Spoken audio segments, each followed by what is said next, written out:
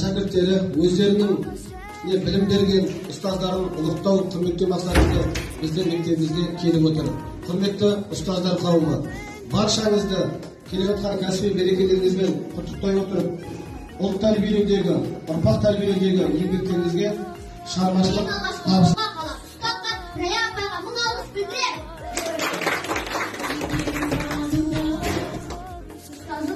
Ұстазы болып жолды сирек еткен шәкірттердің білімінің дәл екені орнында ерекше мен үшін Бибігүл апай адалдықпен адамның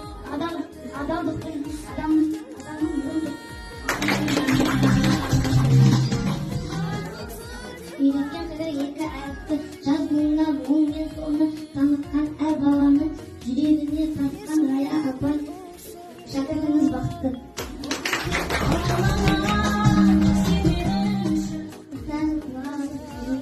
Мен сендірім